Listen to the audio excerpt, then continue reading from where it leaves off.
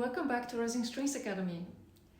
Today I want to show you why your sound doesn't carry and how to fix it in just 3 clear steps. These are professional tools I use every day when performing or teaching advanced students. If your sound feels strong under your ear but disappears in the room, it's almost always a combination of too much pressure, too little bow speed, wrong contact point. Let's fix all of 3. The first reason your sound doesn't carry is pressure. When you push, the string can't vibrate. It becomes loud under the ear but thin in the room. Instead, let the arm weight settle into the string, not through the index finger, but through the whole arm. So I will demonstrate by playing A major scale, just 1 octave, so you can see my pressure when I'm pressing with the index finger.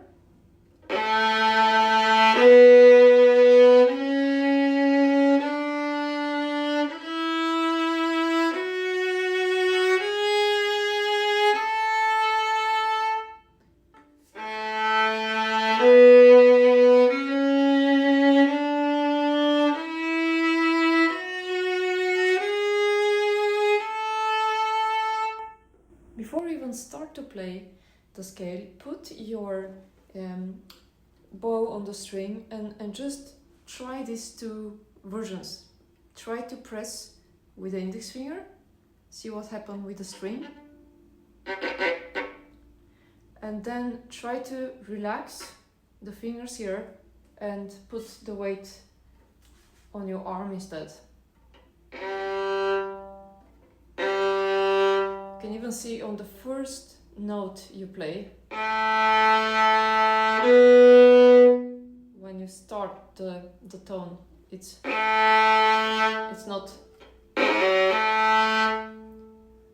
So try to first experiment with your arm weight and then play the scale and see the difference between pressing with the index finger and having the arm weight. And tell me in the comments below if you manage to produce a beautiful sound. The second issue is bow speed. Close to the bridge, you need more speed to activate overtones. Near the fingerboard, you need less speed or the sound becomes unfocused. The wrong combination is what makes the tone collapse. So let's try to have a slow bow near the bridge to see what happens.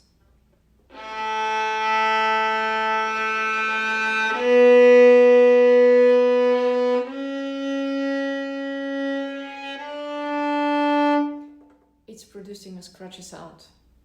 And then let's try a faster bow near the bridge.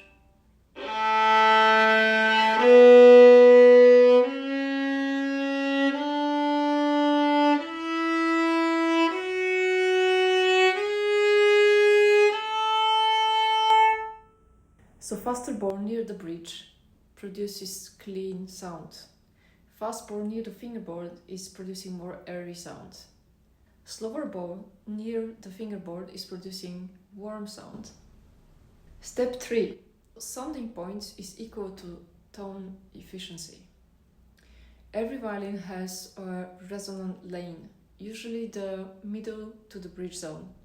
If you stay too close to the fingerboard, the sound spreads and loses focus. If you stay too close to the bridge without enough speed, the sound tightens. For most phrases, the most reliable tone lives in the resonance middle lane. Let's play A major in the lane closer to the fingerboard, see what kind of sound we are producing there.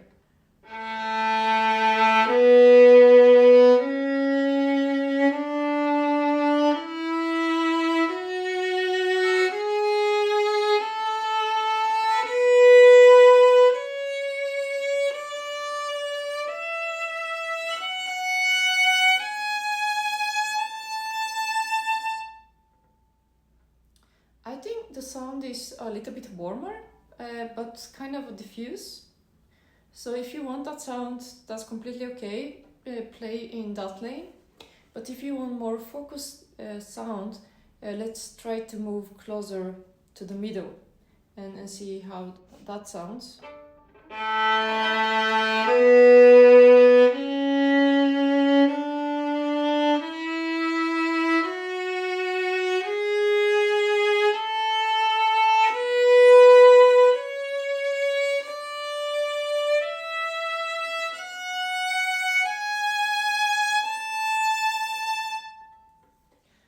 For me, that sounds more focused, more intense, more expressive. Drop me a comment and tell me what are your experiences of playing near the bridge or near the fingerboard or in the middle lane. There are in fact 5 lanes, and I talked about this in my previous videos. I will drop the video link below. Now put all 3 together. Arm weight instead of pressure, bow speed, match to the position, and resonance lane. This is how you get a sound that feels easy to produce but reaches the listeners clearly. So I'm going to play Grieg Sonata in C minor and using all of these 3 concepts.